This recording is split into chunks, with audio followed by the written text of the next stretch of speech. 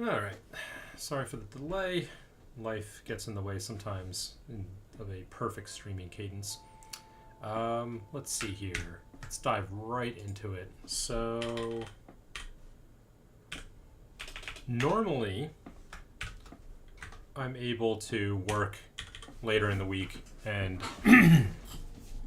make some progress on things from the last stream. And that hasn't happened lately, partly because of like some things going on, and then also client work. So I just have more client work than normal, and so that's kind of getting in the way of things. Okay, where we're at. So we still got to finish up what we did from last time. It works, runs well in the headset. There's definitely at least one bug, maybe two. And then I want to move on to the next thing, which I think... So rendering B-Box around the book.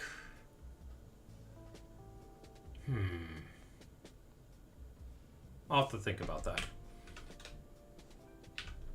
But the other piece being, what we want to do is start doing streaming OCR chunks of data.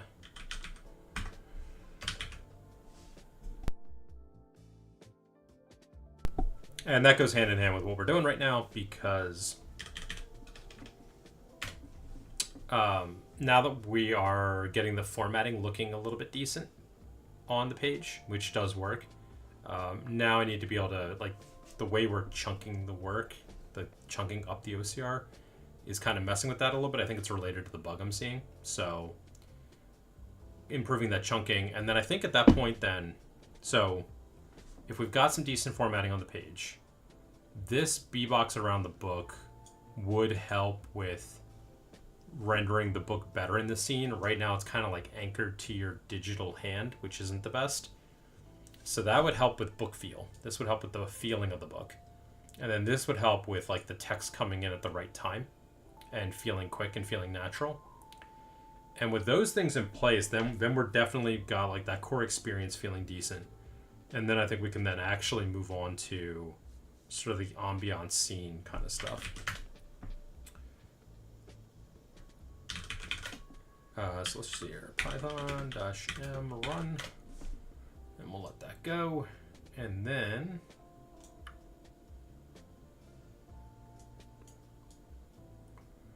all right, how do we got to finish this off? Let's go right into testing, see where we are last time.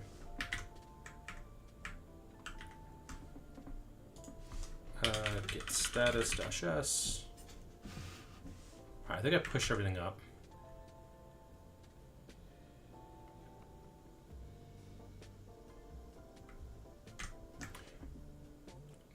Yeah, basic page formatting like paragraph indents.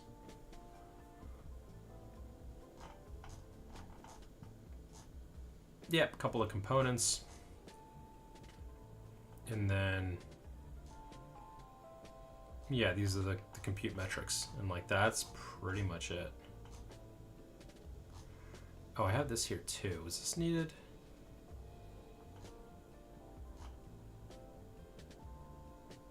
Let me remind myself.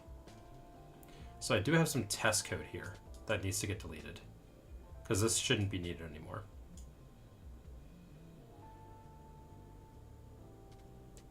And this was just so that I could run it.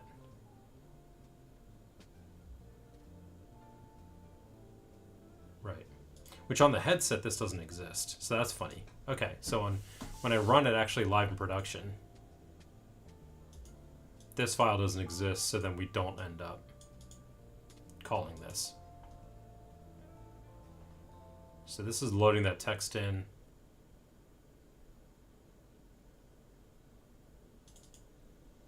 Calling the OCR manager, which then triggers this, where we get the page one. Right, so this is the presentation of it. If it's a new paragraph, displayed a certain way. If we're indented, displayed a certain way. Titles go a different way. Titles get bigger. Oh, and I wanted to test it, like actually test. I was having trouble testing this, that's right. And then finally, we have to move down a little bit for our next element. And then up here, this was more of the,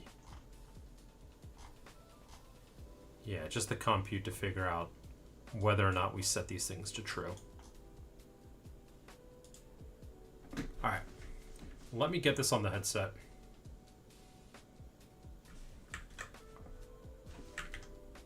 While we're at it, let's just make sure we're running the latest version of everything.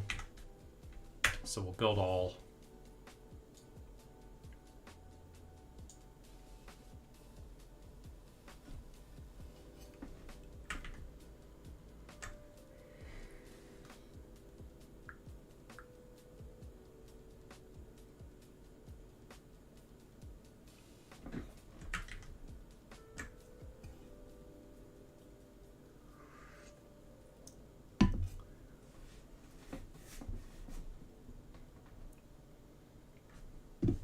And it's the first time of the day, so of course it'll take longer to build.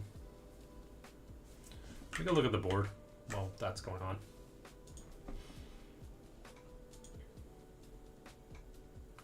All right, so this was the whole render words by bbox.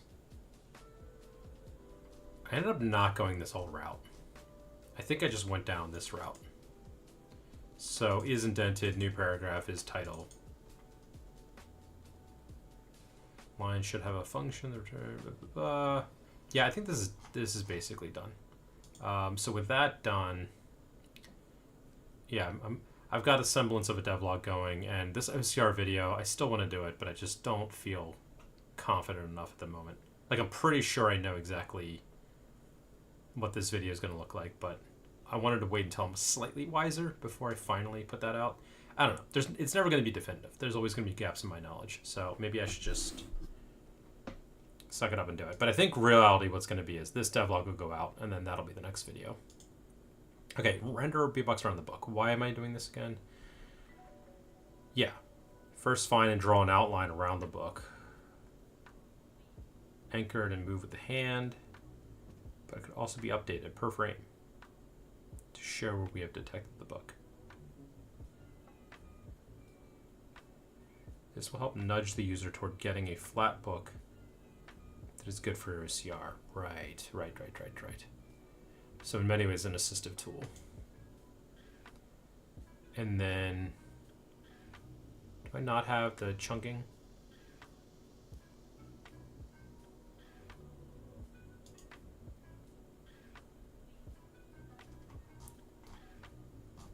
Yeah, this is all more of that stuff.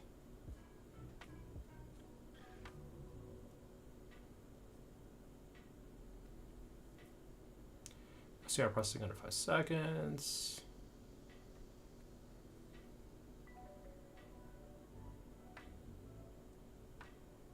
Let me refresh this because I'm not seeing, I feel like I'm missing a card that I maybe created.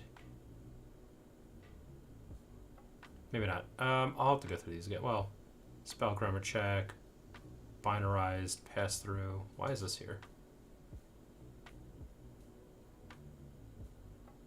Oh, that's cute. Cute idea.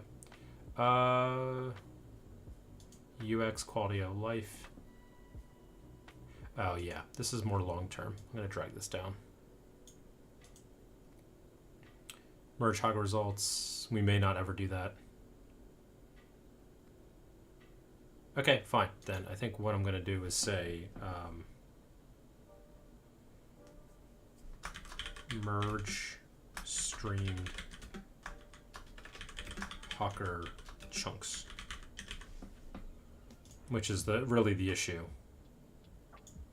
that I'm trying to solve. I'm just going to move this to the backlog. And so with those two, that might be the end of the devlog. Then it might be devlog time to finish that off. This, I think I wanted to take a shot at. I think that was the thing I was waiting on. I wanted to merge left and right cameras. And if that works, especially, maybe even take another run at this, then I could do this video.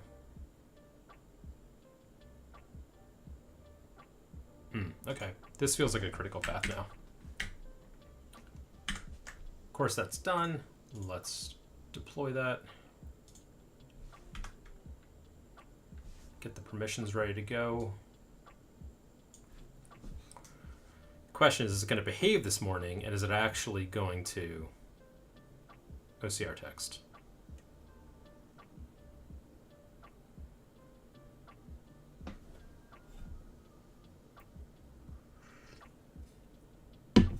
Oh, and I misspoke earlier. The build always takes the same amount of time. This always takes however long it takes. Unless we lose caching on like some of the Godot engine stuff, then it'll take longer to build. But really the thing that's going to be slow is this. This is always slow the first time of the day. And then it's fast after that.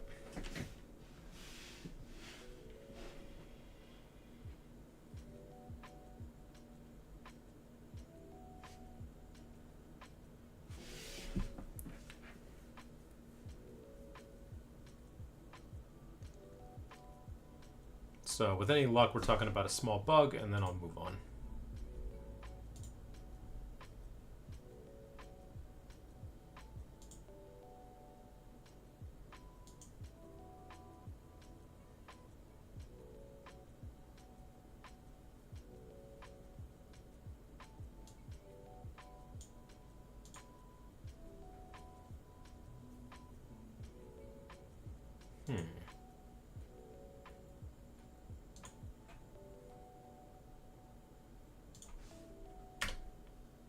Let's do that, and then let's get our sharing on.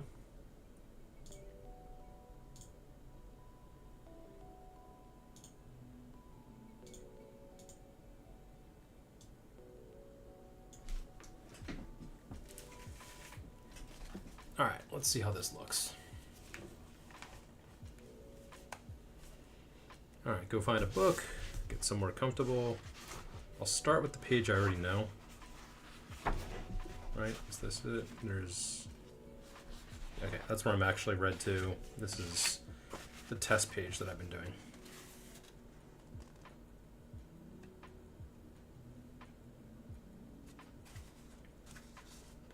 Let's see if it actually... See, it just seems like it's stuck in too far away mode for some reason. Now it's processing. Weird. Okay, why are these first two lines capitalized? That's what I don't understand. And then when it comes in and it refreshes, is that gonna fix it? To put it simply, the consequences of being sales driven during the...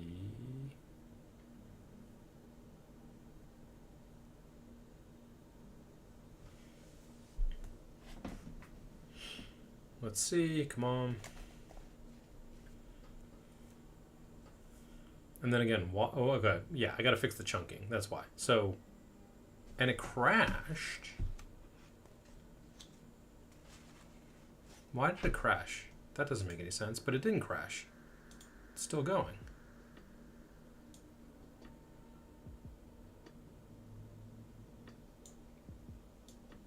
Weird.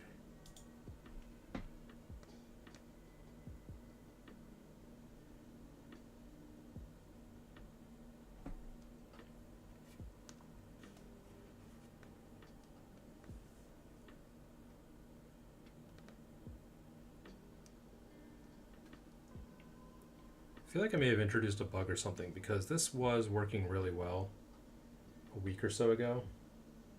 See, it says page not flat.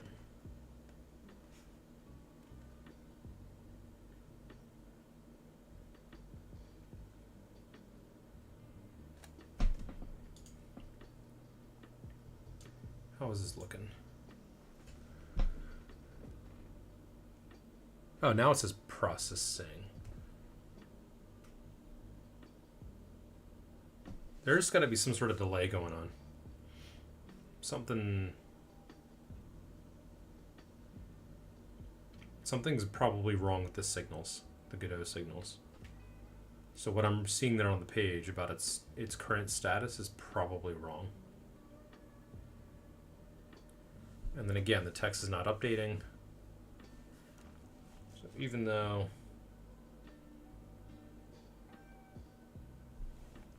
Yeah, see, it's...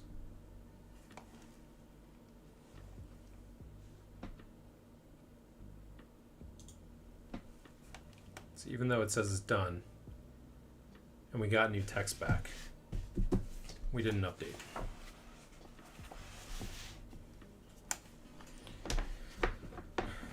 Okay. Ooh, that's a little odd. Let me stop it.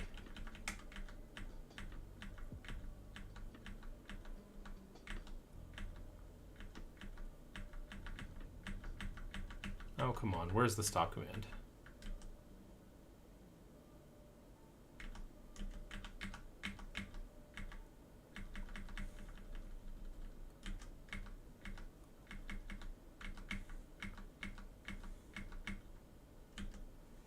Oh, come on. Just have the uninstall. Because I haven't used stop in a while. Oh, here we go. Force stop. All right. So what the hell's going on?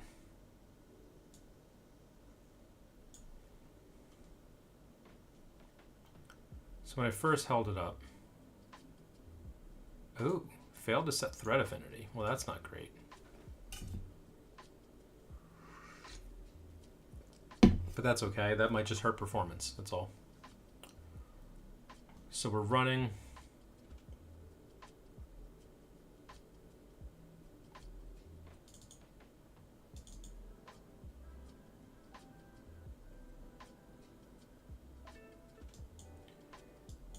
Yeah, I'll have to like look at these thresholds. But we finally hit a good threshold. So I guess this was big enough.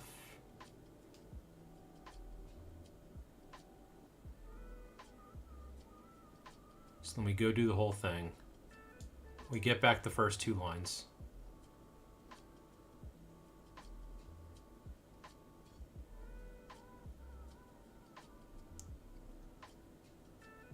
And then we get the next chunk of lines, but for whatever reason, that next chunk of lines just is not triggering an update to the page. So we got this. How long after, by the way?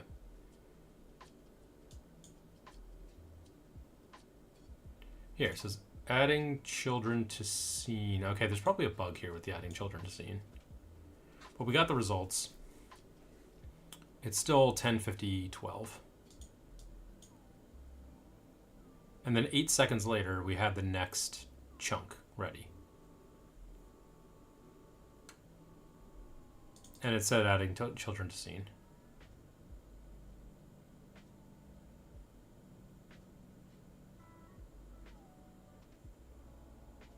So funny.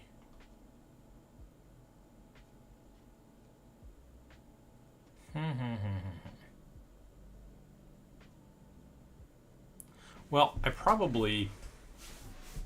Let me just think about this logically then. By the way, how long did it take then after that? So that was 8 seconds later, and then 30 seconds later. But I do know, again, when it does this, it's not like just getting the second half and tacking it onto the first half that we already have. It's literally re-OCRing the whole thing. So this shouldn't be 30 seconds. That's why I needed to do that. Like, let's fix the chunking. I mean, there's more to that. Actually.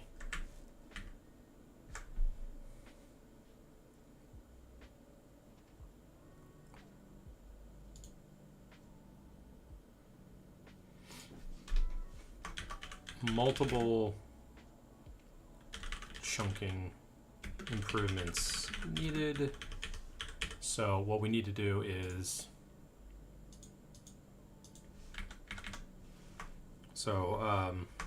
stream every roughly 15% of book. So 3-page minimum. Maybe go with 4. And then the next thing is, so yeah, chop it up in a way where we're pretty much guaranteed to do that. Detect and throw away partial pages. Maybe at least one good quality, at least one high confidence word, question mark. I could look at that and see like, hey, can we just detect whether or not we have like a high confidence word? And if we don't, just throw that away.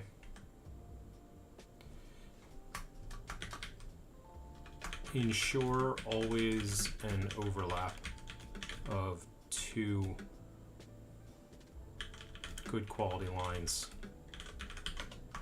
Merge chunks based on first and last good quality lines between chunks.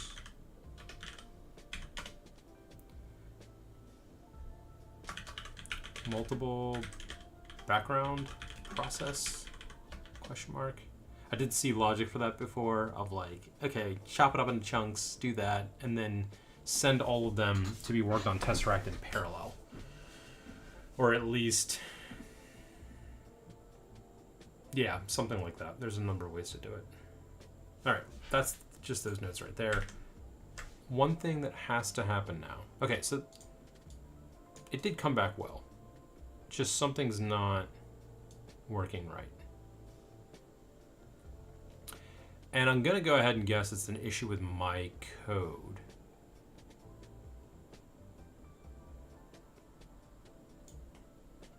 Oh, interesting. So the second time we came around, we returned the whole thing. I think that was by design. But then we did it multiple times?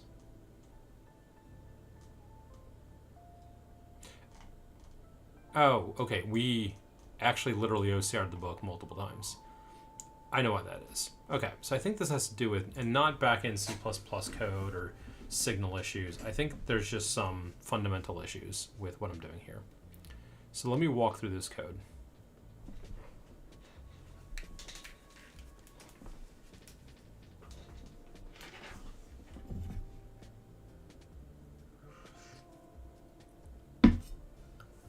All right.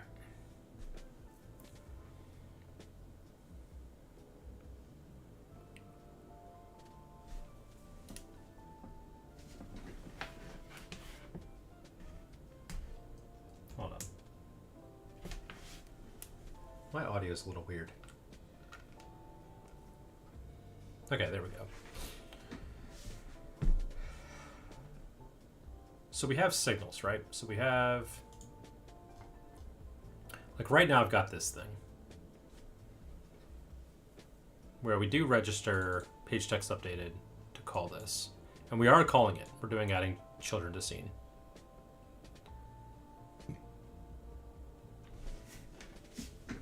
I don't want to just nuke them all.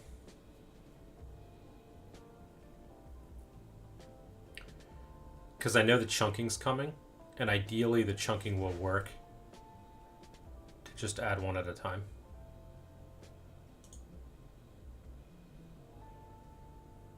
Hold on.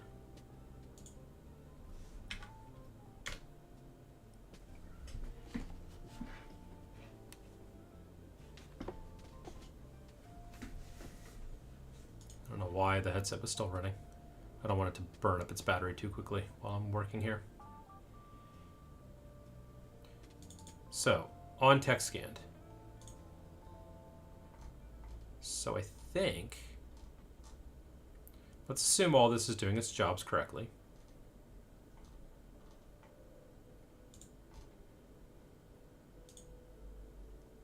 So on text scanned, this is what we're calling when we say we've got a result.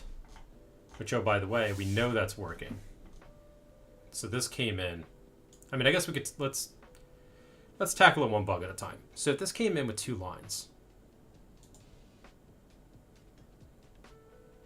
what should have happened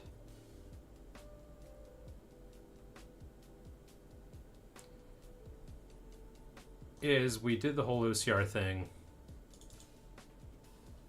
we call current page compute metrics.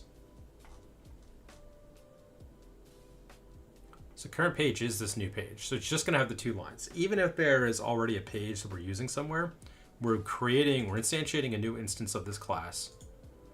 New page, we're parsing it. So it's only going to have the 2 lines. And then we're saying go compute the metrics.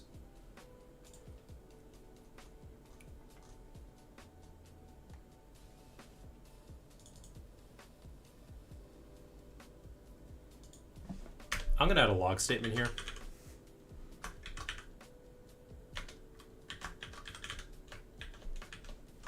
Not enough lines. Skipping metrics. I wonder if maybe then it's a default issue. So in theory, this would have worked, right? We would have... Where do we have it in the log statement here? Yeah, here we go. So we got back the OCR results. And we had 2 lines. Maybe technically this is a 3rd line. Maybe it counts as 3.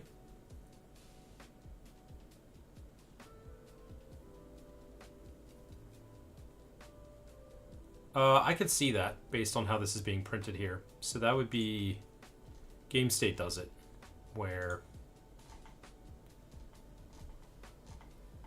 here we go. We're just printing out the first page. 1, 2, 3, but the 3rd line's blank.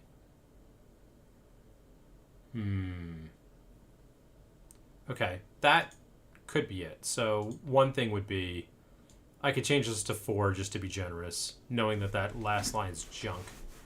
But ideally, we would throw out the bad line, right? So compute metrics. What are we doing on building lines? Get score greater than 0.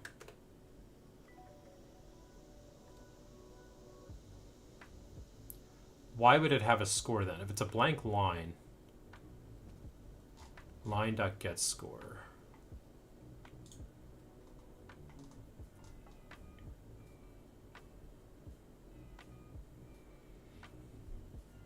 So if we don't have strong words, so it had to have at least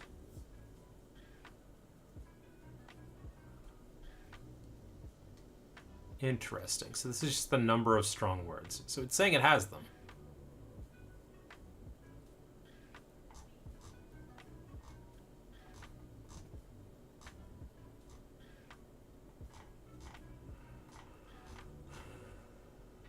Okay, well, maybe that's not the issue then.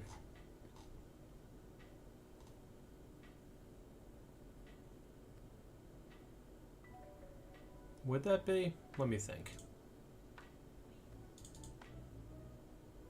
Well, if we do the print,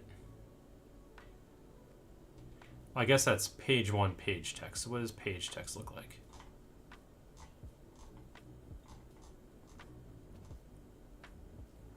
With a new line character. So we always throw a new line character at the bottom. So there should always be an extra line. And as there is. Okay, so there is always an extra line, which means I can be pretty confident then that this is, in fact, just 2 lines and not 3. So the way to confirm that...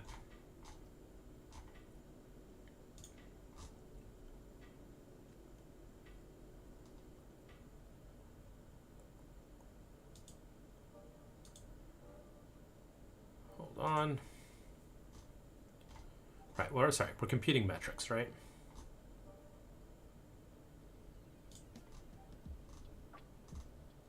Right, so the way to confirm that is, for this first one, we should not see this.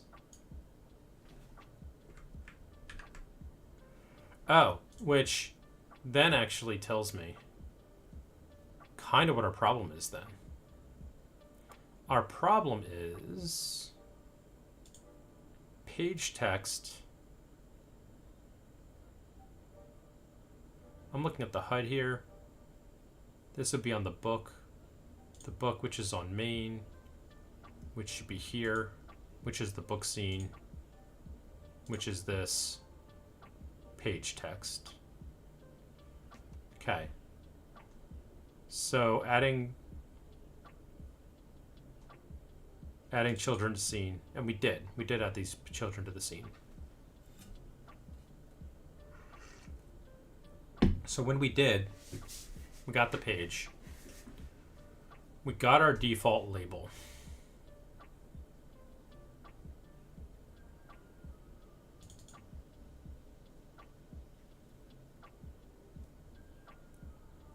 Maybe I should label that default label. But the thing is with this default label,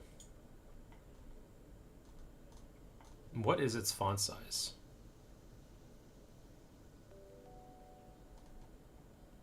No, that shouldn't have mattered.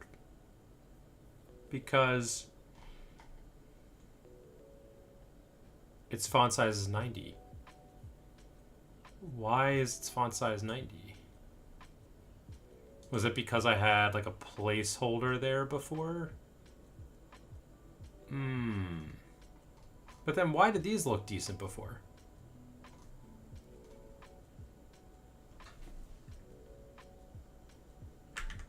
Did I mess that up? Is that a bug I introduced? That would be on the component, right?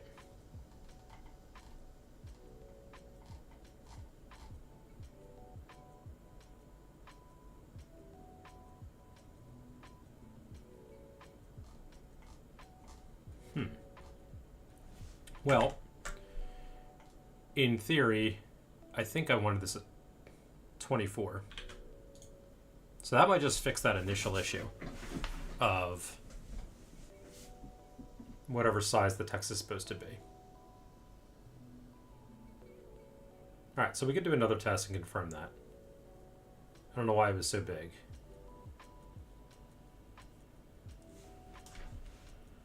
What about this one? What are you at? No, you're also at 90.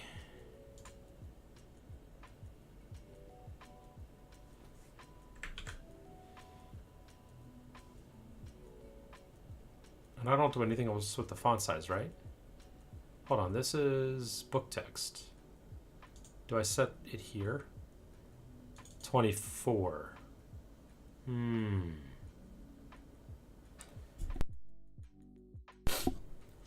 Alright, so it should be 24. Odd that I had that set to 90. Okay, so that's the reason why those first two lines look huge for no stupid reason. It's not because they somehow stepped into that function and were marked as titles for some stupid reason. It was purely because on book text, which is not attached to this component anymore, but it is attached to these other nodes. I removed it from here because now I'm just using this as a template. And so I created a new script. So we've got the old script, book text, which should eventually go away, and page text. Book text was designed to just dump the whole blob of text right onto the page, into the label. But when I was doing that, I was setting the font size. I think the reason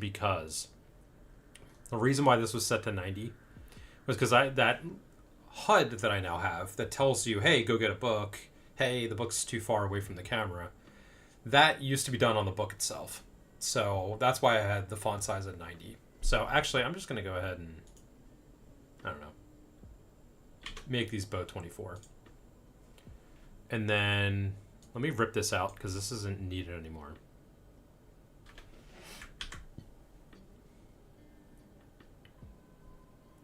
What else were we doing here? So we did have this default text.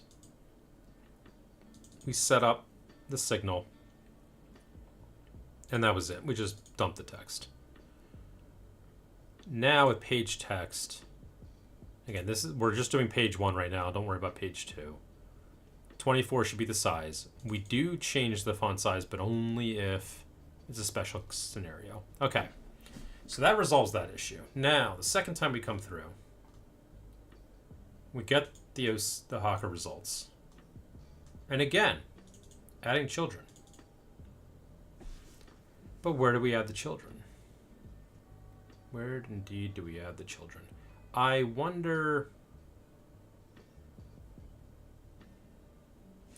Can we change the name? So I should be able to see those children there. So we have our label. that we cloned. So we duplicated it. Label dot name.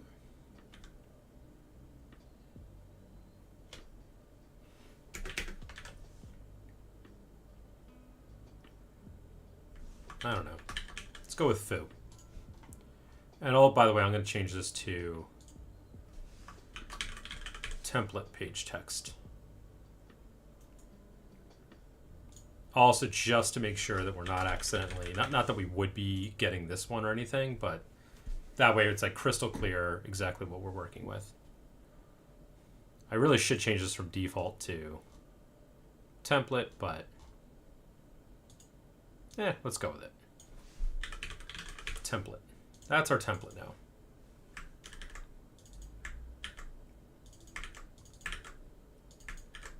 Namings matter. So we hide the template label pretty much always. So now we will always get the template label. So when we come through the second time, we already have a bunch of them. I probably should delete all. I wonder, can I do that?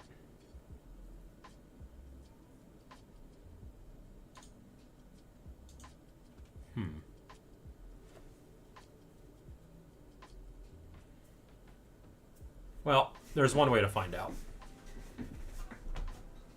But this is like get node, fetch a node. The node path can either be a relative path from this node or an absolute path.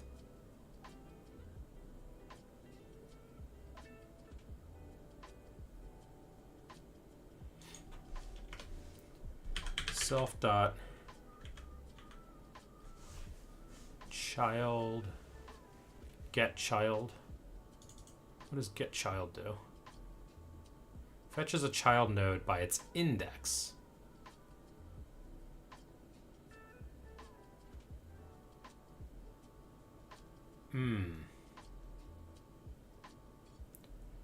That's interesting.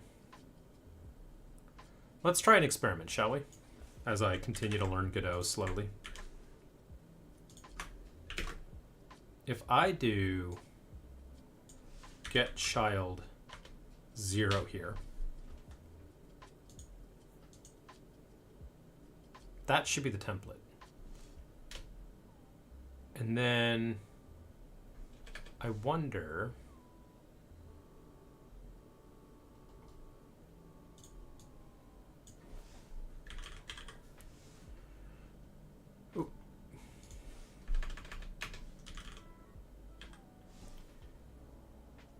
get child count. Okay, so let's try that. For am I doing any weird looping here? No, I'm not. Okay, for I int in pass. Okay.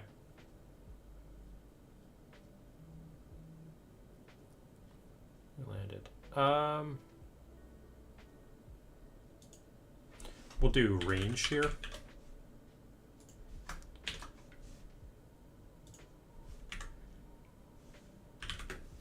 One. So we're going to ignore the 0th child and just get the first child, starting with 1. And then child.count will be fine. Should be fine. And then we could do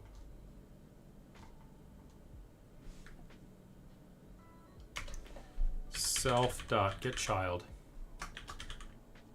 I dot delete remove. Oh, remove child. So we could do just remove child, right?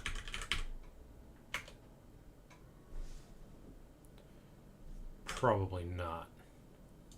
No. Remove. Okay. Get child I dot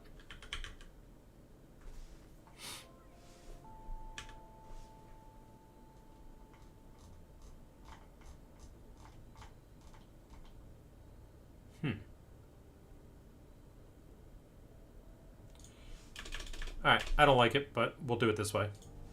Self dot remove child. Self dot get child. Closing parens. So we just remove that child. So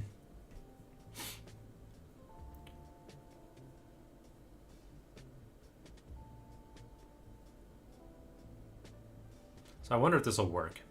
The other safeguard I could do is say, hey, look, do this loop and add a little safeguard saying, hey, let's just make sure it's not the template, right? Where child.name is not template, remove it. So, let's do that. Var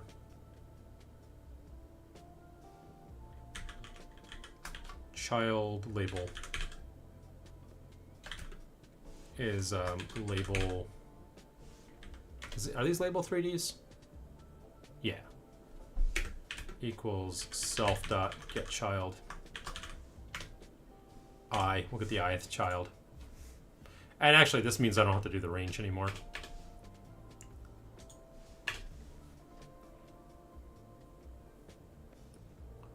And then if child label dot name is not equal to template,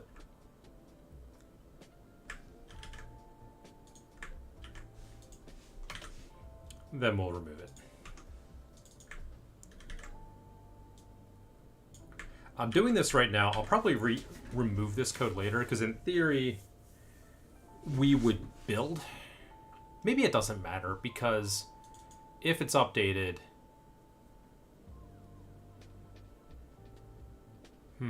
yeah, I mean, I don't know. I can see a number of ways this is going. For now, the ham-fisted simple way is just nuke whatever labels we have underneath this page. By the way, I could, well, right now I'm doing this like hide it. Instead of hiding the template, I could just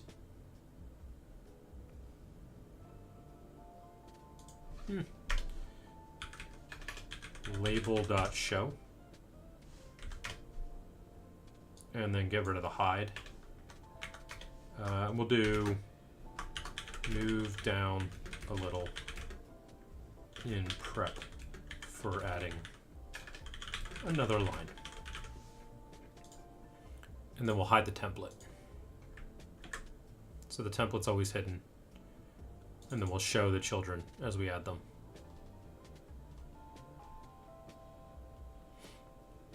I don't know if this is the right way to do this. You could argue like, hey, why even? I guess the main reason I'm doing this is because I don't want to have to like set the font on all of them. I don't know how to do that right now. Maybe there's an easy way to like just set the font that's efficient, but it just seems the simplest way seems to be just to configure all this on a template so I can mess with it here and then do it that way. You know, probably another way would be at the top of this file to define the font, load it here. So like on ready, all these things get loaded in as, and if I really want to configure them from the editor, export them so that they are editable from here as variables of the page. That's probably the right way to do it. I'm not going to worry about that right now. I'm fine with the duplicating. But then, yeah, then it would just be easy to say, hey, create a new label, initialize a empty one, you know, set its name, set its font size, set its all of its properties, right? And then just do it that way. Be slightly cleaner. And then we wouldn't, yeah. But either way, then we wouldn't have to worry about this. And we could just then remove all the children.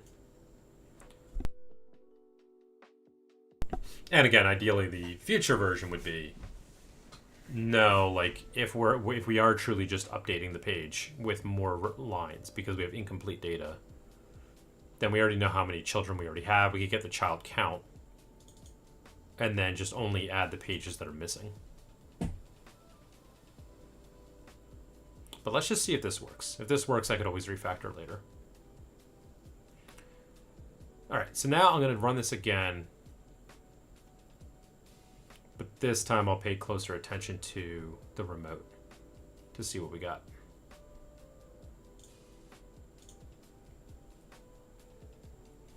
If nothing else, at least that one bug will go away. And then we'll figure out, like, hey, why is it not updating the page? So it's adding children, maybe, but it's not actually adding them. It's weird.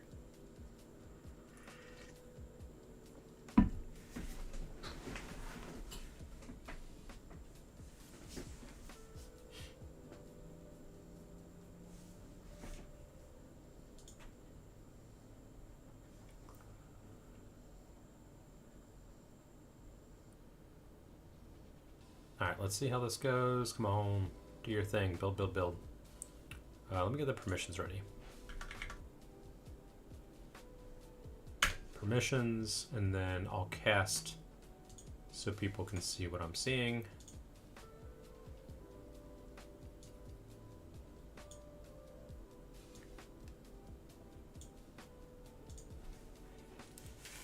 All right.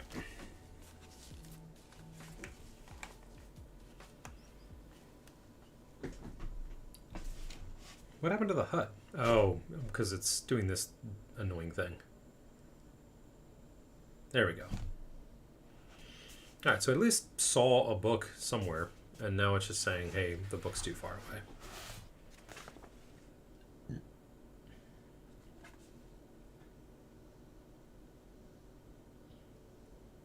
And again, why the signal's not working? Processing. There's the processing. Okay, well, there we go. We did get 3 lines this time.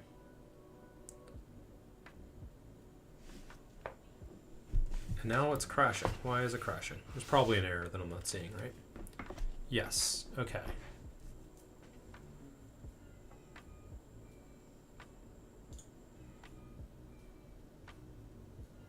Invalid access to property or key name on a base object of type null instance. Ooh. Very cool. If child null end, if child label end, maybe that'll be it.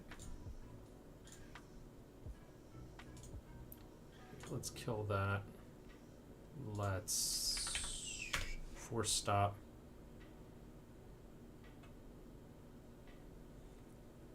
And let's try that again. Why would it be a null instance? I guess, again, we're going by the count, and we... Oh. If we remove it, does the 0th one become the new 0th one? Maybe that makes the code slightly simpler. This will be fun. Let's take a look. All right, permissions done. Casting. I have to keep uncasting and casting, otherwise the permissions... Like, if the app doesn't go to sleep, I can't get the permissions set. It's quite annoying. A little quirk. I do think it might be a coding issue on my end, that little weird thing. I think I saw something about, like, the correct order in which you're supposed to spin up the cameras, so maybe there's some new wisdom there that I need to incorporate. Wow, it's not casting? Okay.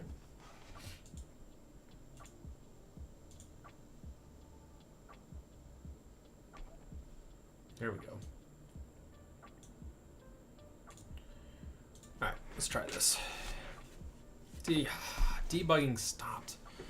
I don't want the debugging to stop.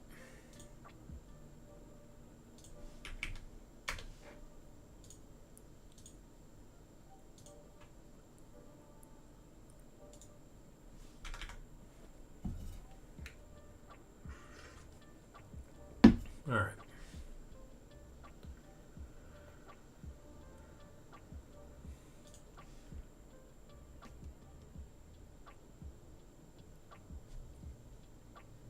Maybe what I'll try is do permissions, then immediately pick up the headset.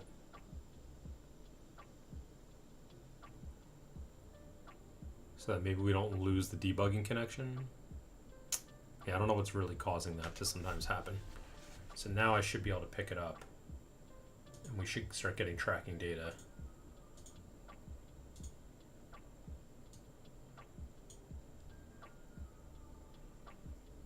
I don't know. I would have expected to see... Oh, because maybe my hand's not in there. Let's do that. Now, debug processing stop. What is going on?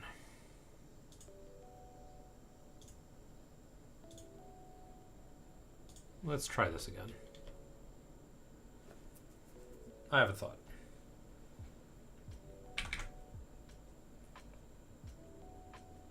So the headset's asleep, which is good. So I can get the permissions in without issue.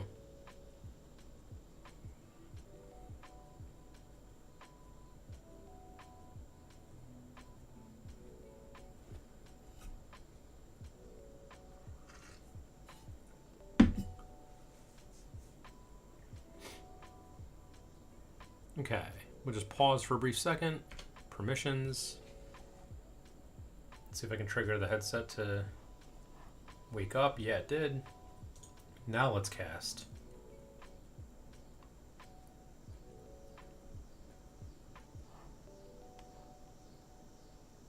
And there we go.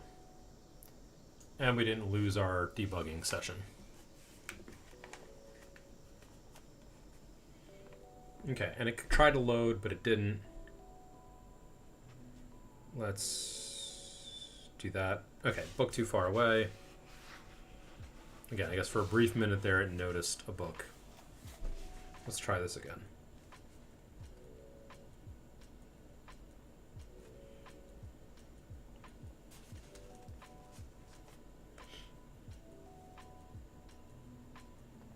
There we go. Now it's processing. Now I'm going to put that down. And I want to see... So it's adding more children to scene. Let's look at the remote. Where are we? Main, origin, left hand, book, page 1.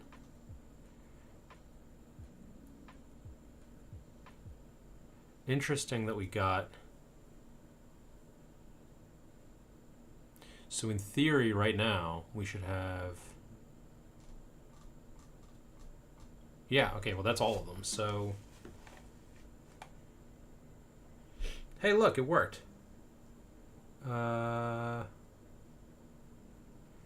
It worked, but now we got a bunch of lines. Oh, you can't see what I see. There we go. Now you can see. Oh no, it crashed. Wait, hold on. Did it crash? It did crash. Why did it crash? Okay, well it did work. Everything looked good. But the formatting was off.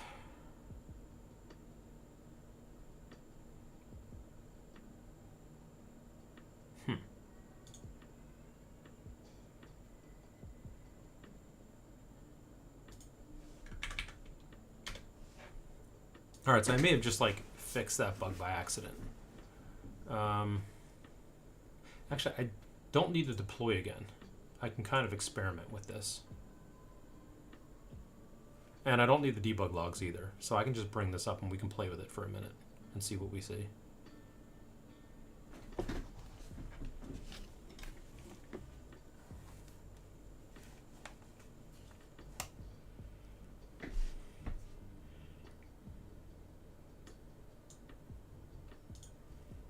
try that again. Come on, cast. You can cast.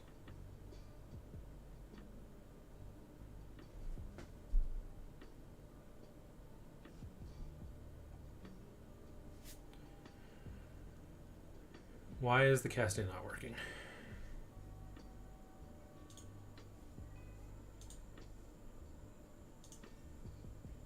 Doesn't normally have an issue. Very odd. Okay. So, if I do unknown sources and I just launch it normally,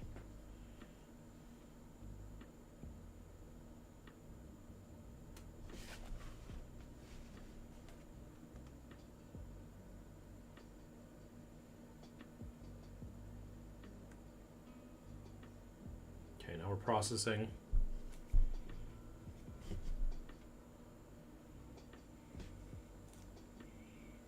Okay.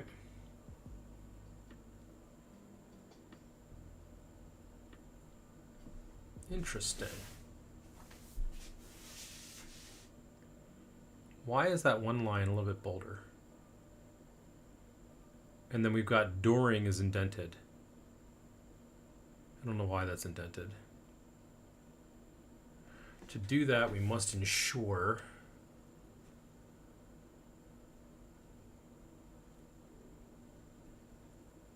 yeah, some of those lines are a little bit more bold. I don't know why they're more bold. And then we've got and that does not really okay. And then we've got like gaps here.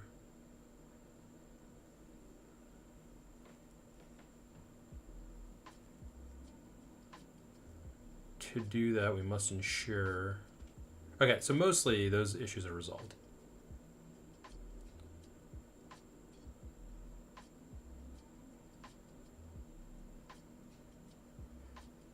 Okay, so we detected... So we got some bugs.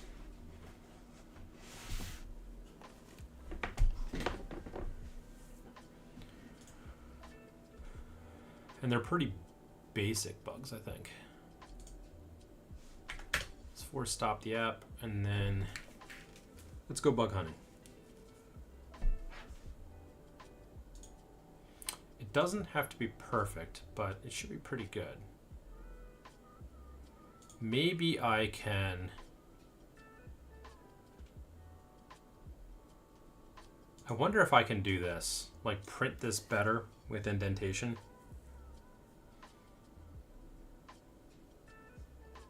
That way I can just scan a page and then see here in the logs what it would do. That'll make it quicker and easier to debug. Yeah, let me do that.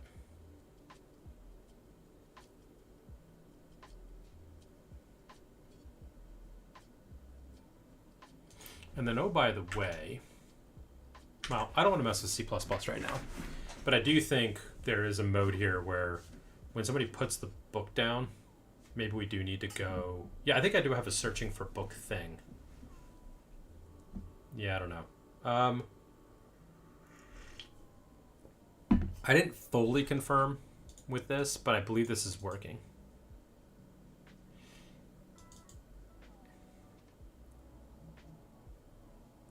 Maybe not. Maybe that's why we get 2. I don't know. I can eliminate some issues here by just improving the logs. So, if we go to game state, instead of just printing, we could probably loop here, right? So let me do... We've got our page.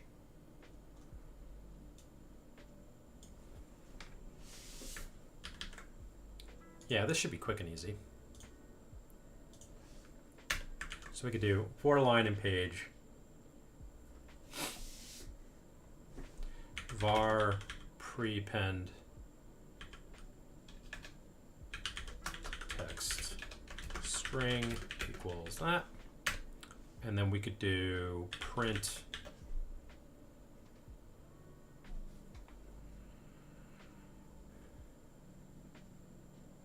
I don't want to do a log statement, right?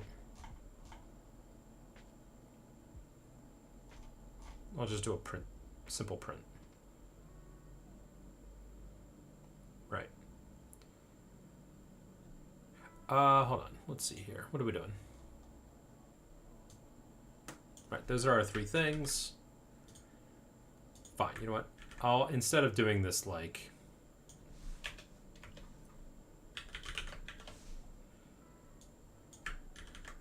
Let's just keep it simple, right? Unless we're going to build things. Fine. You know what? Let's do that. Let's do a single print. We'll do final text. And we'll do if new paragraph. Final text plus equals do /n/n. No, different slashes.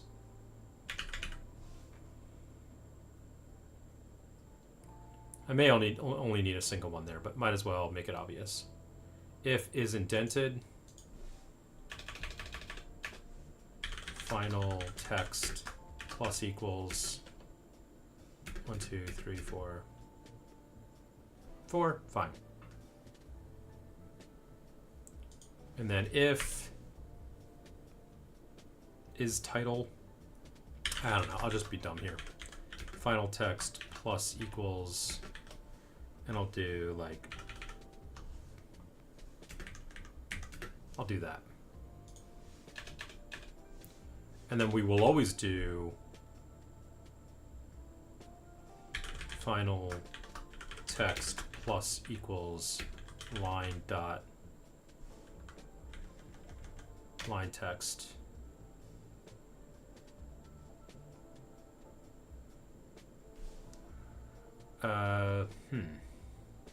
Page 1.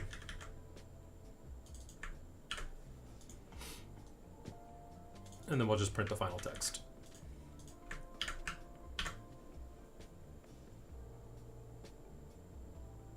Nice.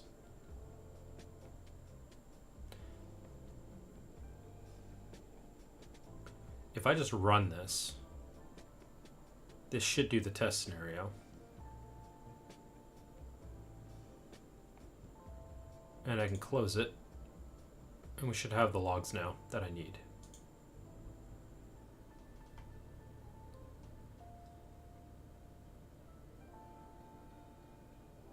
Oh wow, we did it twice?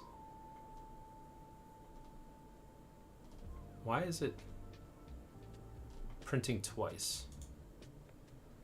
Well, of course it's going to print twice. Okay, so this is the raw blob. This is interesting because now we've got it showing here what it was expecting to do. Nice.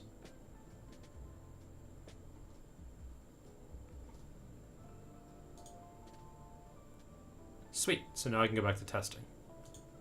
And I can just wait until we're successfully in a processing mode. And then I can just go to the logs. I don't need to like see what it looks like on the paper. In theory.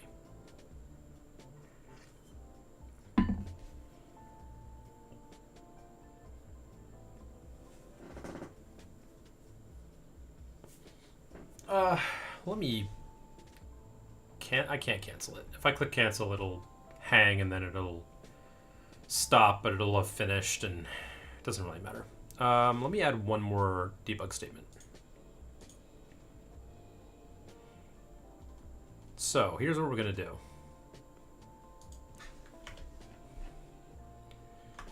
Game state dot log. So we will say page already has plus string plus children. And then we can do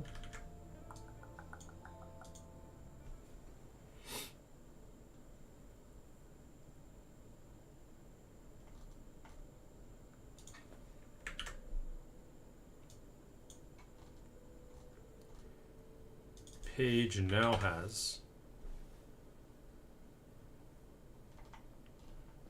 and then we can do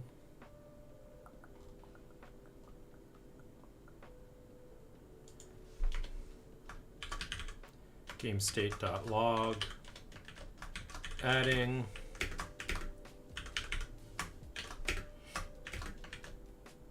pages or lines. And then for this, it'll be page.lines.size.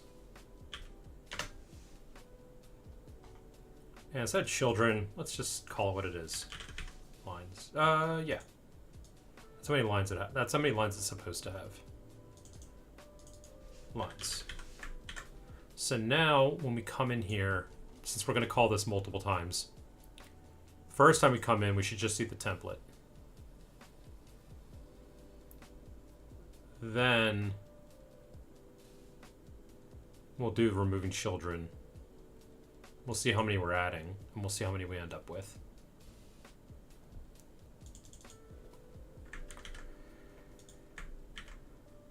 Let's do that. We'll do now has. Page now has. Yeah, so we're going to have the now has log statement twice. First time will be after we removed. After removals. Again, this way, like, I can do one single test, and in theory, if there's any bugs, I'm going to see them real quick. So add all the children, and then we do that. You know, in theory, I could set a breakpoint and step through this, but I don't know. Breakpoints in Godot just do not work the way I expect them to. So I don't know if it's a me thing, and I got to figure out how to work them properly, but they don't behave the way like a breakpoint would in Python. So that's been a challenge. All right, so then we know we can find out how many children we have, how many we're going to add. Okay, cool, fine, good, sweet. Let's run it. Get the permissions set up.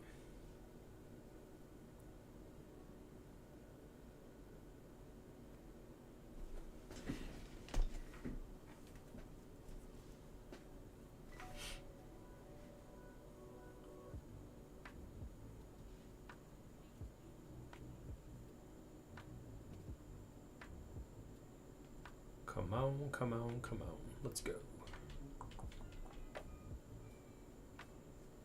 Permissions. Start doing that. Let me cast. Debugging. I'm not supposed to stop. I need those logs. I may switch to my other logging approach just because it's annoying enough that Godot sometimes doesn't get the logs picked up. So maybe I'll just switch to entirely ADB logs.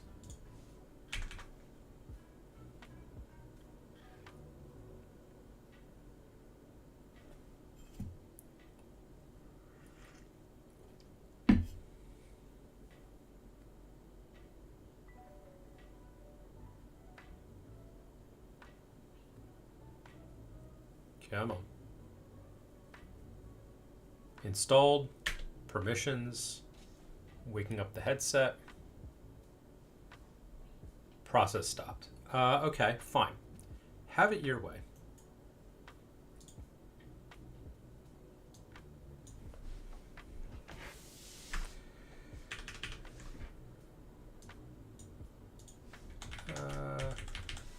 History, pipe, grep,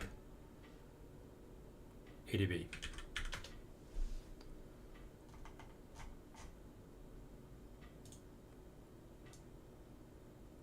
Fine. Control insert, shift insert, pipe, grep, Godot. Cool.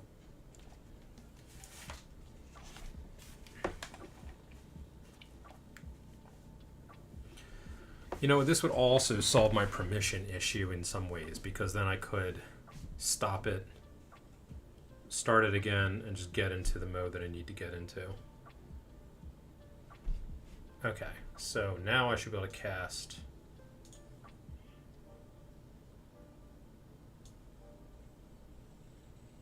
That should work fine. And then this over here, I can do that. Ooh.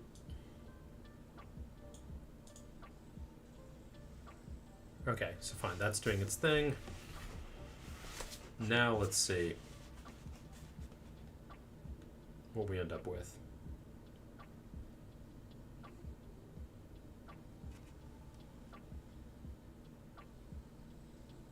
Here we go, processing. And now I can just put the book down. Doesn't really matter.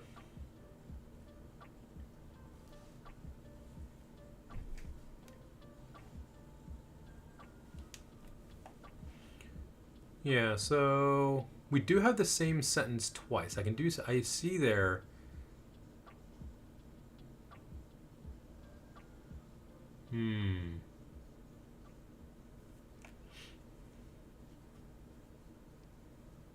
Interesting.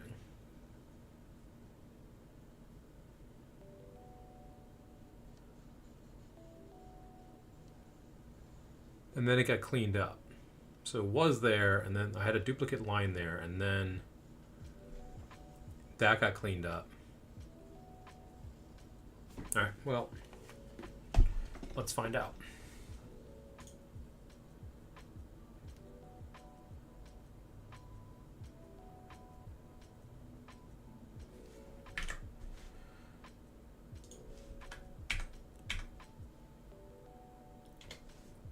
We'll just stop the app. Okay.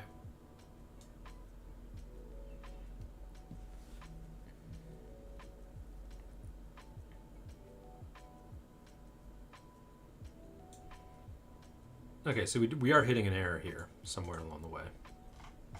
But fine, let's go start from the beginning. Permission errors. Okay, I think these are fine.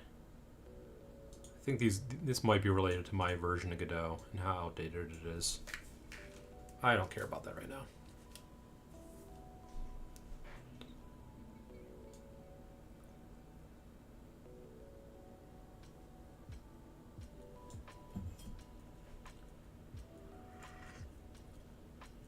So we ended up with 2 lines. Adding children. Page already has 1 line. Page now has 1 line after removals. Right. So we had 1 line. We didn't remove anything. Good. Adding 2 lines. Page now has 3. Great. So first round through, this did exactly what it was supposed to do. So we still have the template, and then but that's hidden. And then we have these two other lines. Now we've got, what is that? 1, 2, 3, 4, 5, 6, 7. 7. Page already had 3. Index out of bounds error. Page now has 2. Adding 7. 7, 8, 9. Should be 8, not 9.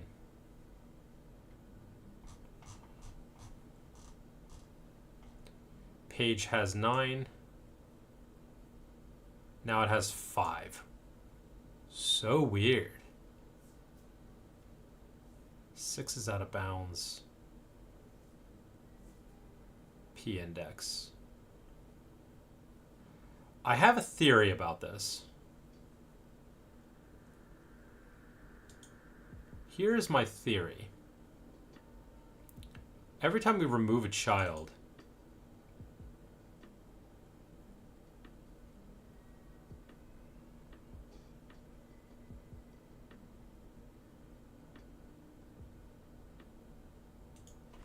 like if I just do this, that might fix that bug. Because in theory, every time we remove a child, the new child becomes the child 1.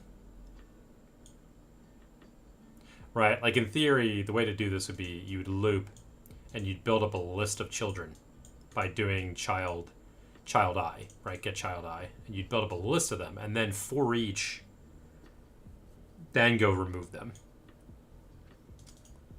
But now I think it might just always have to be remove the first child. And just go until we've done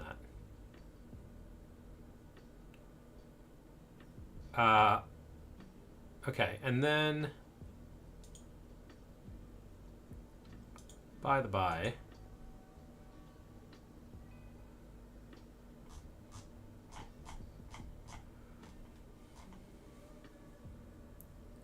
so for whatever reason, so to put it simply, and then during, we somehow say that that is an indentation.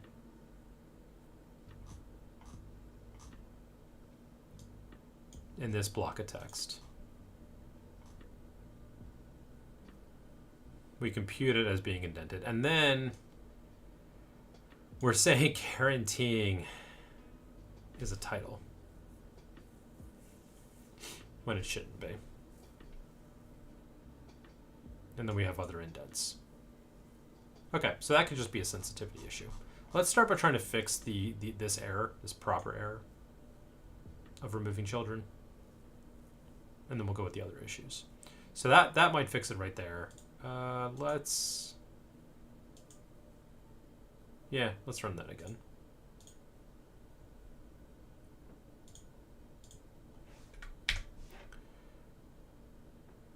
You can be super tiny because I don't need you. I feel like you need to be wider, but I don't want you to eat up the whole screen. And casting, well, casting is its own problem.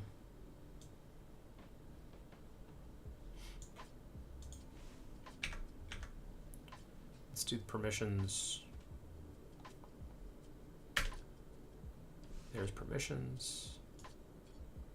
We just get the headset on. I would like to use the logs in Godot. I do like them a little bit better, but we lost them, so that's great. Let's cast. And let me see if I can just get a easier setup on the screen here. If things are wider, that's actually a little bit better. Maybe what I will do is I'll move you down here. And then I don't care about the top up here as much. So then I can put you here. Go wide with you. But go a little skinnier. And maybe that's good. And then I can do clear. And be set up again. So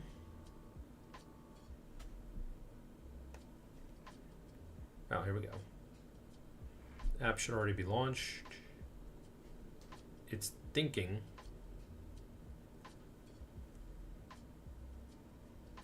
Okay. Go find a book.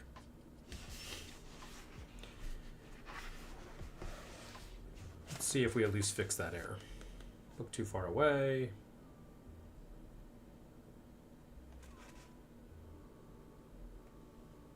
I should move this thing closer and maybe shrink the text size.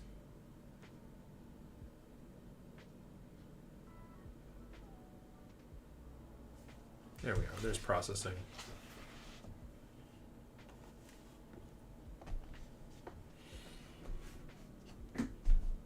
By the way, if I do that, I can kind of just throw my hand there. This one looked a lot better, although we do still have some indents there that don't seem right. Oops. Okay, good. I should still get the logs. I forgot to start that.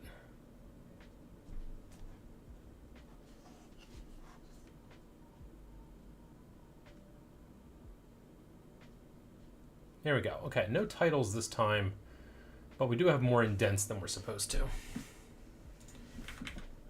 So let's force stop that and kill that. Okay, how do we do?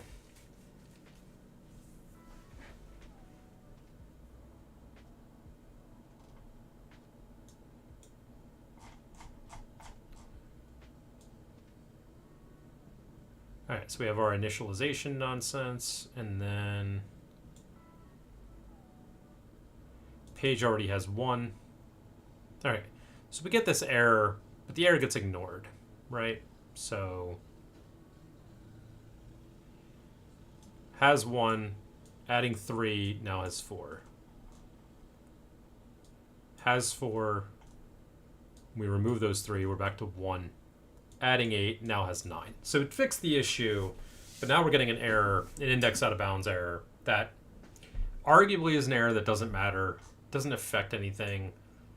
I don't like it though, just because this is one of those things that, like, I know it doesn't matter, but now you're cluttering up the logs, and if you keep doing little things like this in your code, eventually you're going to forget what matters. Like, you're crying wolf, basically. The error is crying wolf, and we don't want errors like that.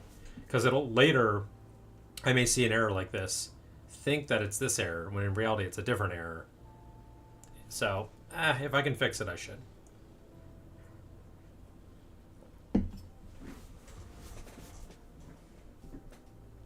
Let's see here. So we had 9, right? We're back down to 1. We're adding 28. We're at 29. So that little trick definitely worked.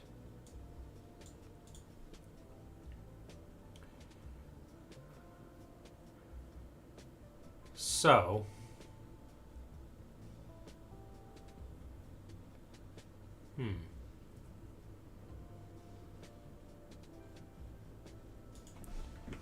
self dot child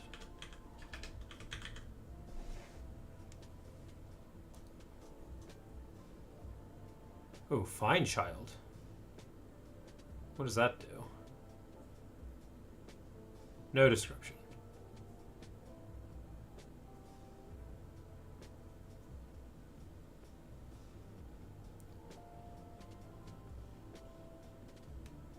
Find children.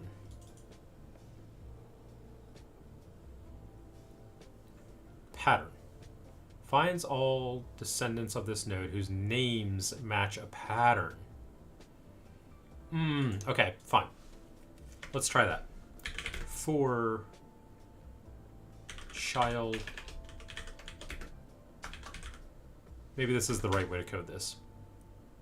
In self dot find children.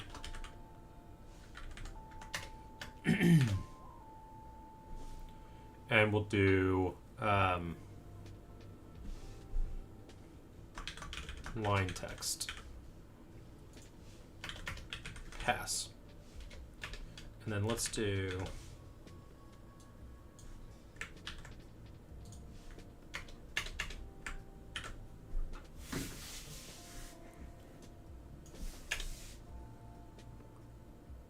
and then we'll just do this. Much simpler code.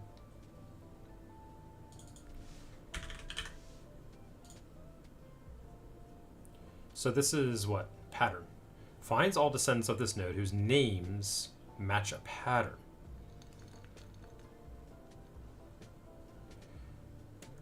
Node's name, not their paths.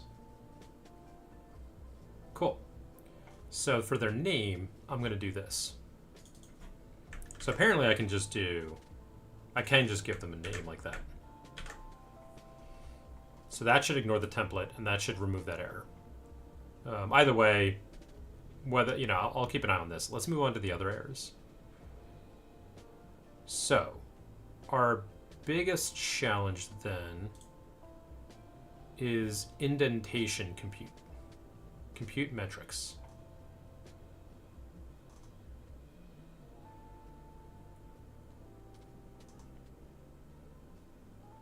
This was wrong once. So if line height greater than, let's go 2.0. Like it needs to be bigger than 2.0. Line height, by the way, how are we computing that? So we are looking at the first word.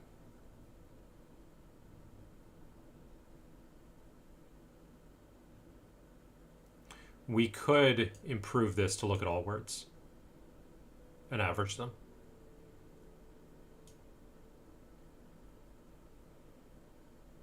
Same thing with this one. So that would fix a lot of bugs right now. I think just looking at the first word could cause a problem. But then we're computing on every single word a lot, and I just don't know if that's worth the effort right now. It probably doesn't matter, but it's probably okay. So that's whether or not it's a title. So let's just improve that a little bit. And then is indentation.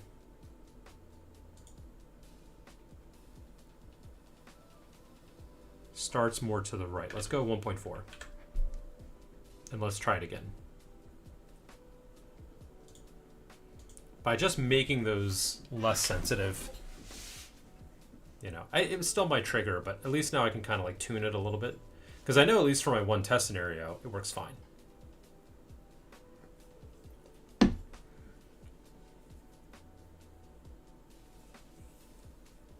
But real world testing isn't always that case. So, all right, let's get ourselves ready. For this, get the permissions going. This I need to. It's clear. That way we got better scrolling. Oh, I was casting?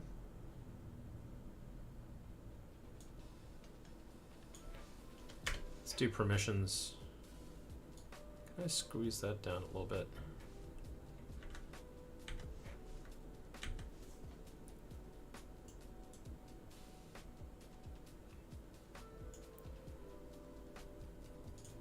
I don't know why I was casting.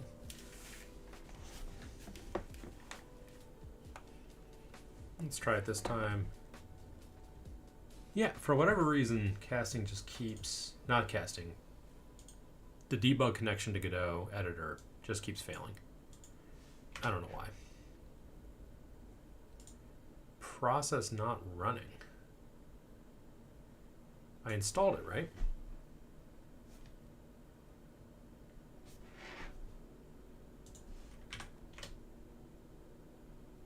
Now it's running. Very weird.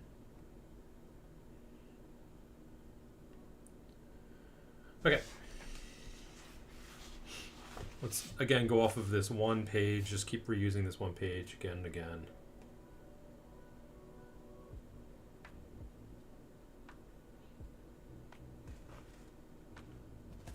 There's our processing.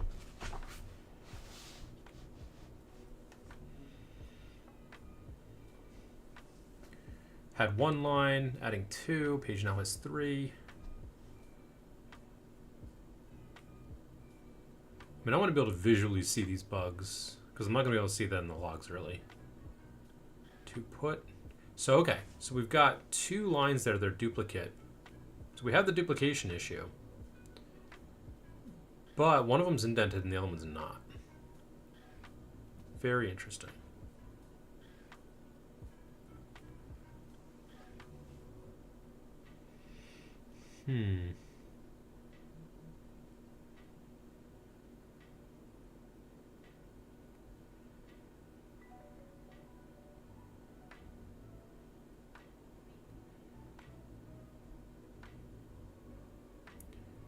I can't really see what the issue is.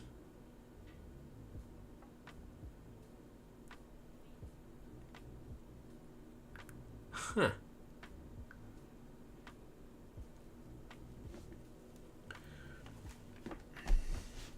Okay. But we do know the one issue, I think.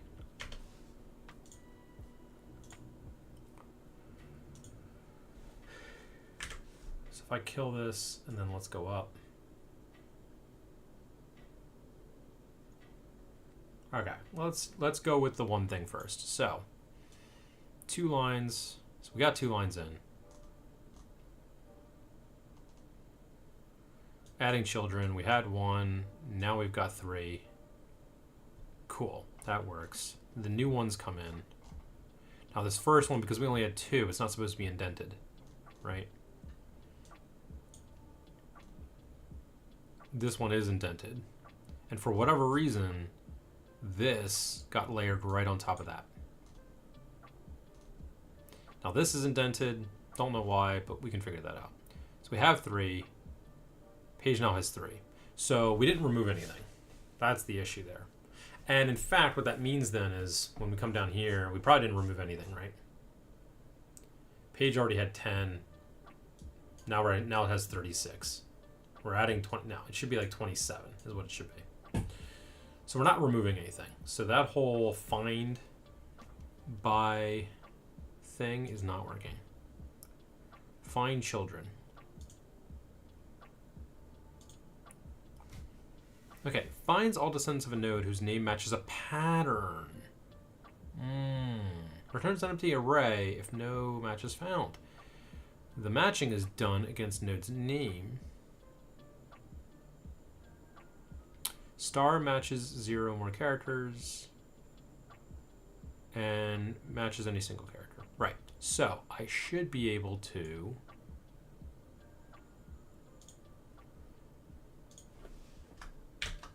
do that. Line text star.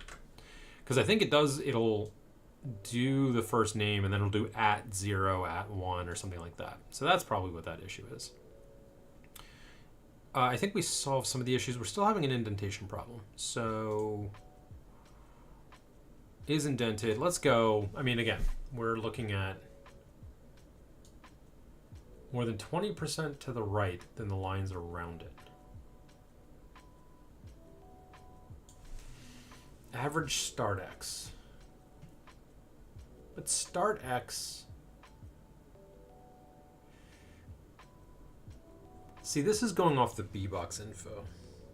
And the B-box can be different.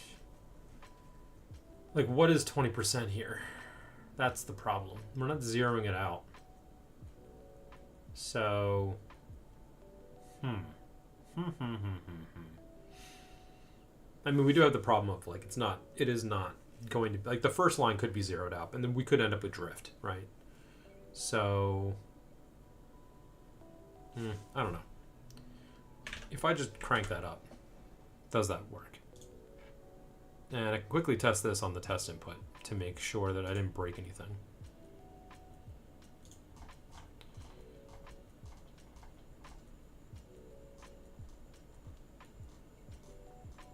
I think I did break something.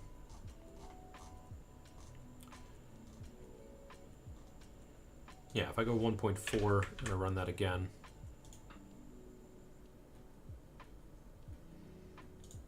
On our test scenario here. Let me look at the book. The word whole.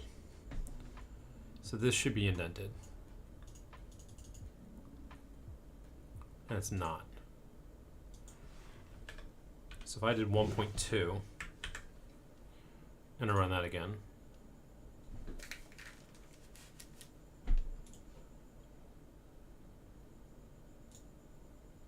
There we go.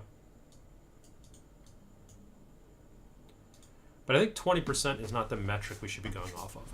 You know, this is the problem with the B-box info, right? Like,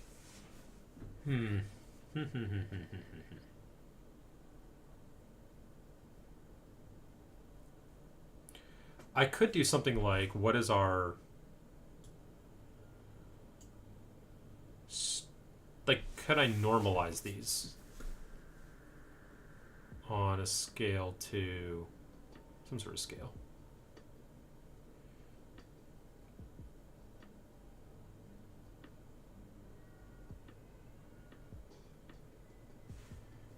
Lines to compare 0 and 1. We go look at their first value of X.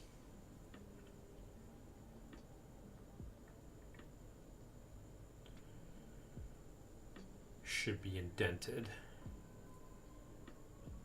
So we go and get the average of those. And we get a number.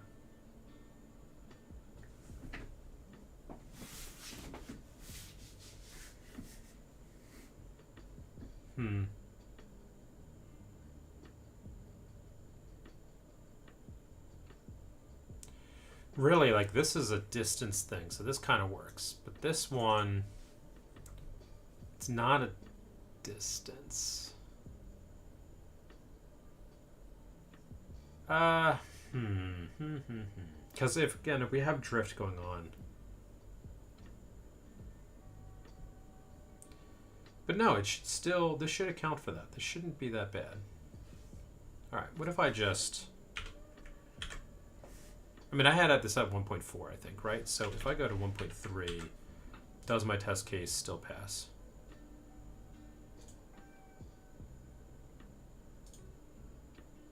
It does, but it doesn't like 1.4, right? This is just feeling a bit too sensitive to me. Yeah. What about 3.5? Not that it matters, but anything I could do to make it slightly better.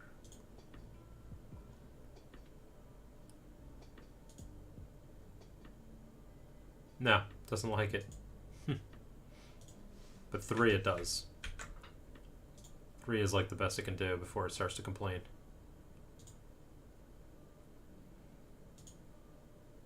Yeah.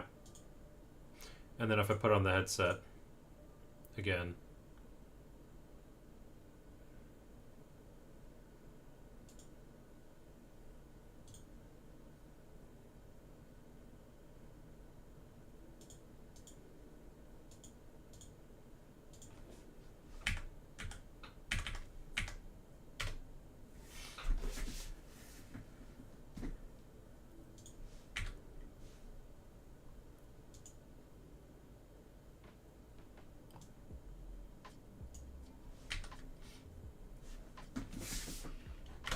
All right, permissions.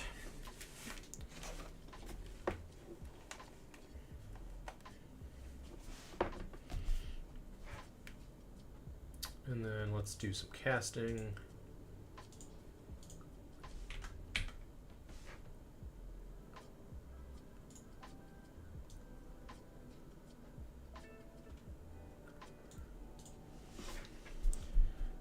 App I don't think is really running. I don't know why it does this thing where I have to like resume it. And now I should get logs because it's starting up. All right.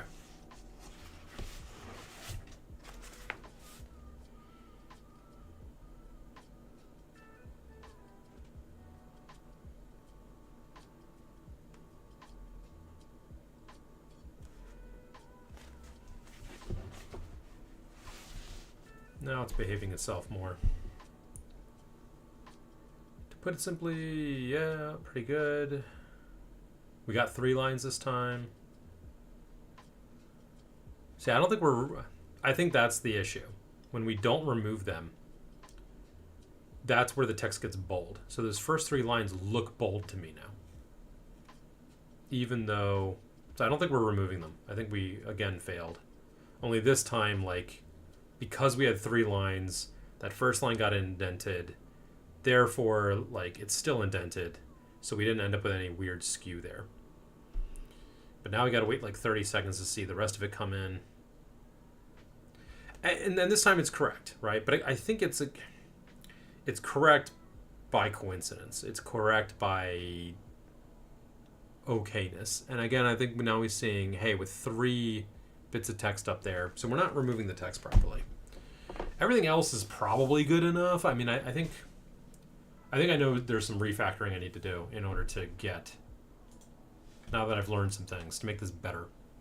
But I don't know how much I should be caring about this at the moment. Maybe I need to just move on to the next most important thing. Yeah, so if I go look at that. 1, we're adding 3, now we have 4. 4, 4. So we didn't remove anything. Okay, let me, and I didn't get any of the debugging. Let me try this again. Why am I not getting that debugging? I feel like there's got to be maybe a bug in my code that's causing the debugging to fail. I want to see like what is the signature. You know what? I don't need this to do that. I can do that with my local test, since I can't get debugging working.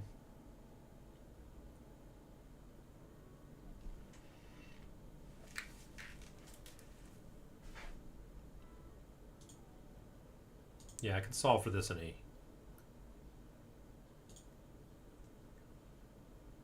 a quicker way. Yeah, let's just force stop it. I don't need it on the headset right now. If I run this and I leave it up, now on remote, I can go look at this.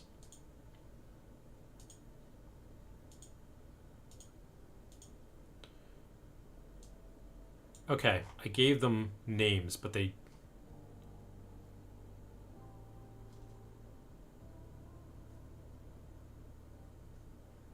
Maybe it only removes 1 of them.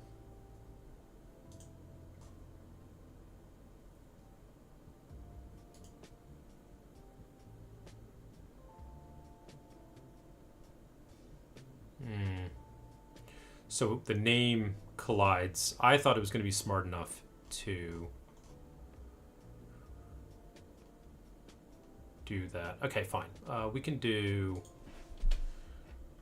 var int var counter int equals 0 plus counter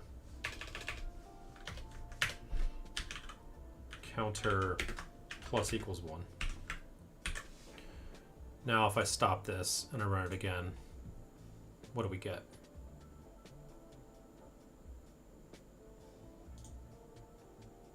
There we go. Line text 0, line text 1. So now it should work to go nuke them this way. And I could verify that pretty quickly. Yeah, it was looking like the first one was getting it correctly. So in theory here, 3 now has 4. 4 now has 4. 9 and 4. Yeah, okay. Based on that test from local, I would have expected it to find at least 1 to remove. So this is telling me dot star line text dot star. Now if I run that again, so I assume it's a regex pattern, which I very much dislike. Oh, but I can't test this here.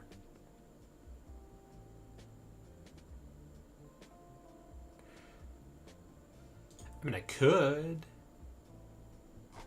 We could do...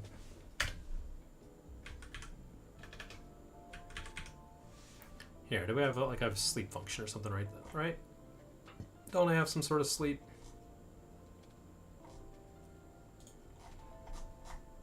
And somewhere in example code here. I do have a call delayed function.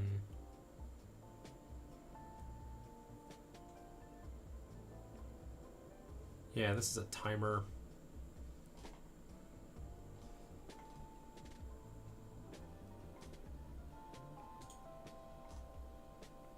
I think I got rid of all that code that needed it. My test suite probably has it though. Run next test. Hold on. So on ready, load all the tests, do all the things.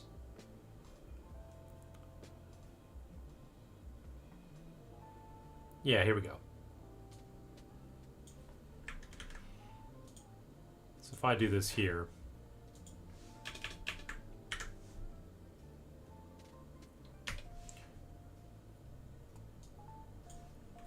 and then we run it again.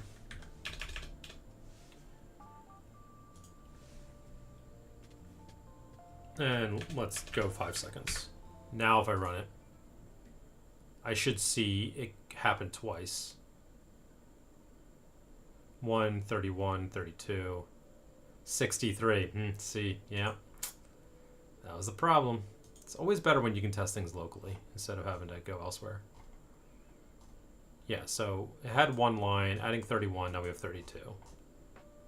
Has 32, has 32. So it's failing to find those lines. So what's the deal here? Why are you having problems? Find children says it's going to be a pattern.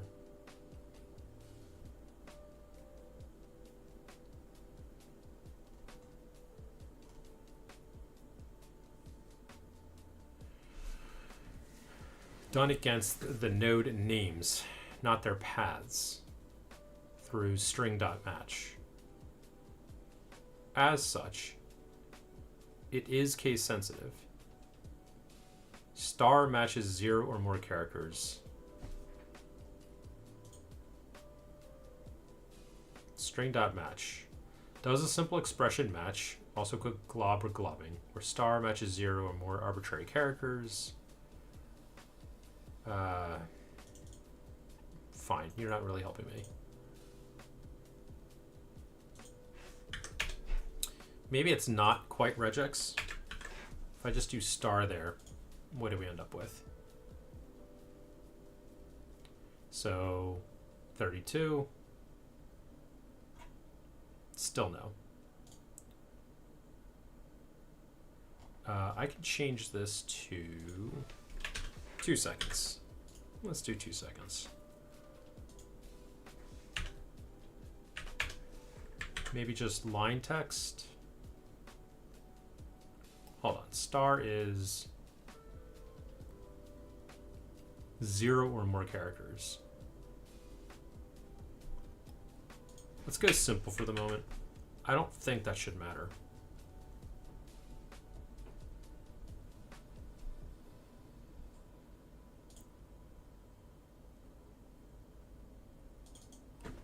All right. GitHub.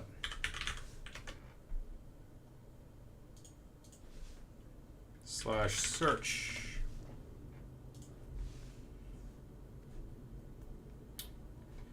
Path star.gd, and then we will look for find children. Oh, yeah. What are the other properties of this thing?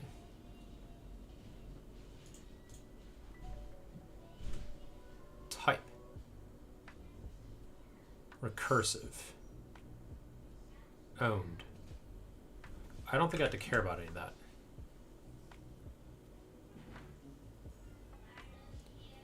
So find children star. Node name.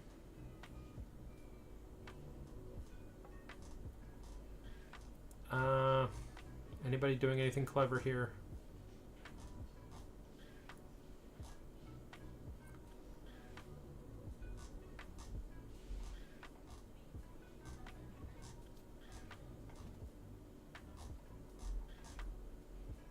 No, I'm not seeing a good example. Just everyone's just doing star search. Star dash. So again, that should work. So based on this, again, if I'm calling them line text with a counter, star here at the end there should work if it matches that pattern.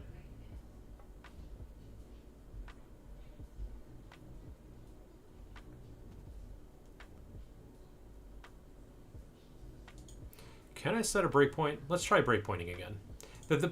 See, the biggest problem with breakpoints is, though, it'll hit the breakpoint, but I can't run. There's no REPL. I can't test out code. That's my biggest complaint with these breakpoints.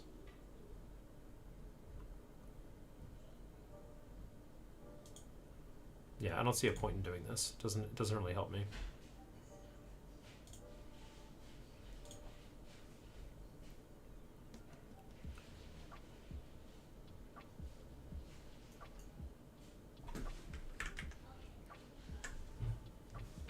It did say it was case sensitive, right?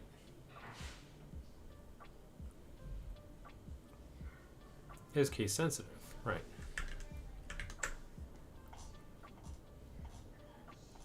Star star slash star. So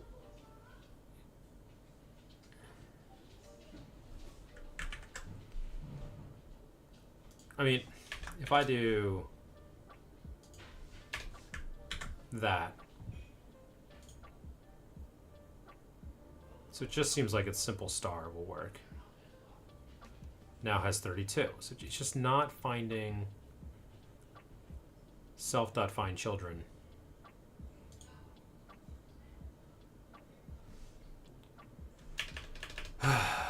If I do this and just do if,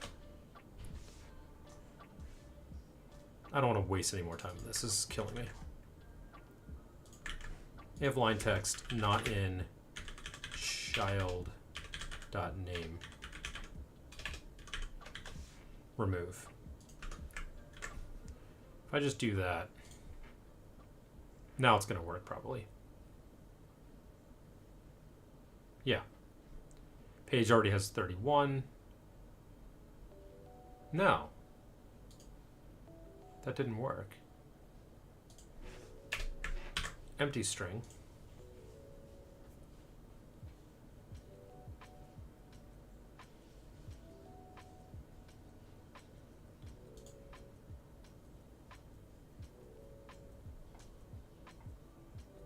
Weird. Instead of find children, children. Get children.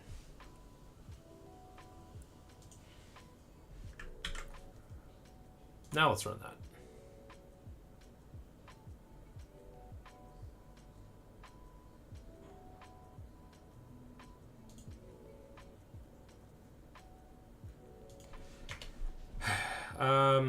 Let's do quick prints here. Print child.name. Yeah, fine. This is really ticking me off. I feel like I'm missing something simple here.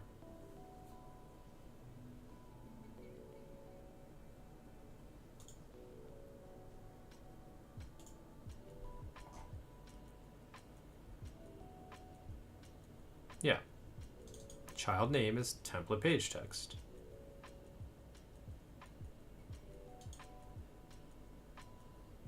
Oh. Let me reverse that.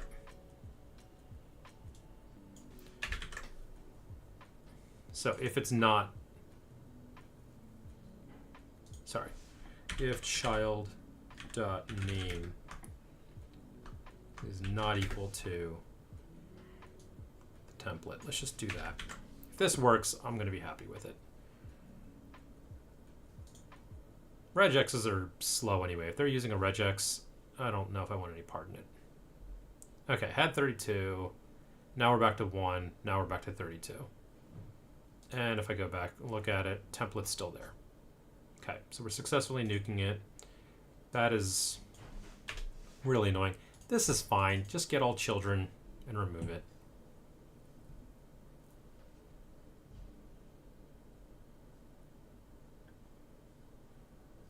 And, you know, if we could do this, like, if it's that, then we can do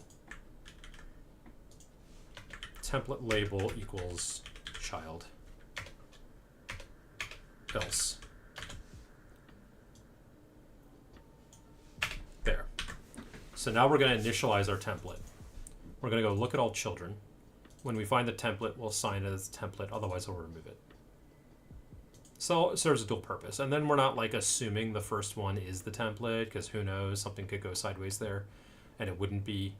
So now we're just going to go loop all over the children, expect to find a template. If we find it, that's it. Otherwise remove them.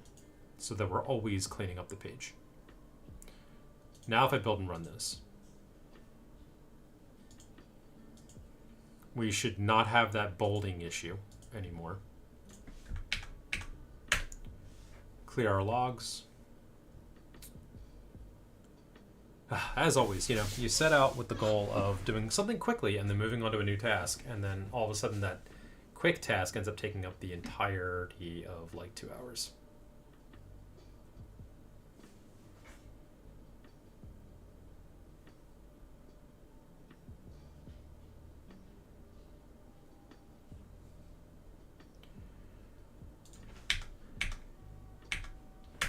Permissions are on. Let me just give it a second to install. Maybe there's like a slow install thing for all I know. I don't know. Now I pick up the headset. I think not, right? It always seems to, yeah, it always stops for whatever reason.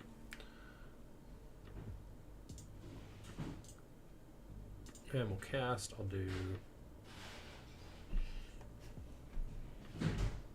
Cool, there's our casting, and then, oh no, it's not running, so I have to like resume it. So it was running, but it wasn't running. I don't know. Now it's installing properly. Cool, go find a book.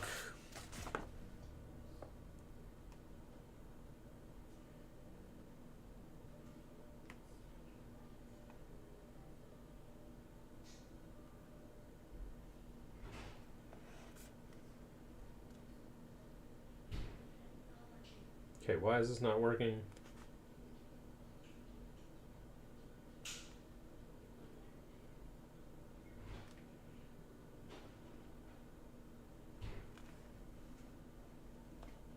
And then it crashes for reasons. Why is it crashing?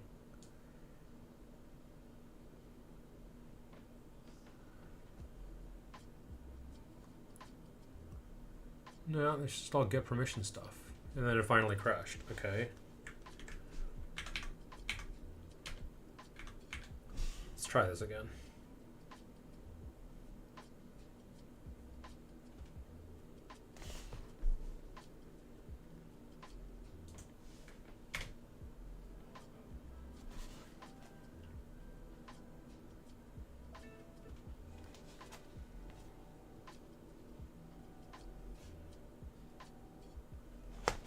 Wait, what?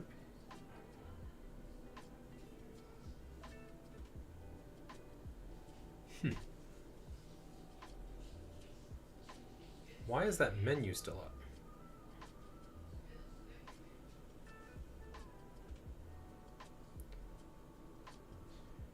Weird. Okay.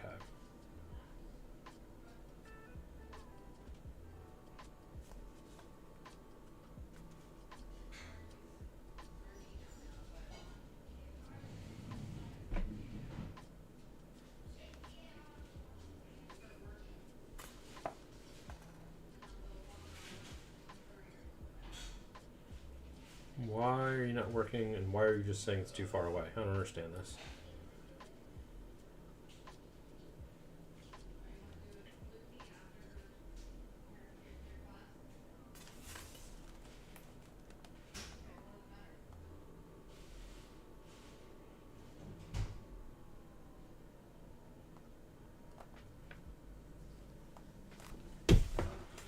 It's so weird that sometimes it just chooses to not want to work properly. All right, well, I think I'm going to be done for today. I need to move on to my next task, as it were. I think this is basically licked, though. I think this issue is resolved. And I think everything else is good enough. So I think I just need to do a little more testing, merge this, and then I can actually move on to the new task. So with that, thank you for hanging out with me, for those who did. And I will chat with you next time.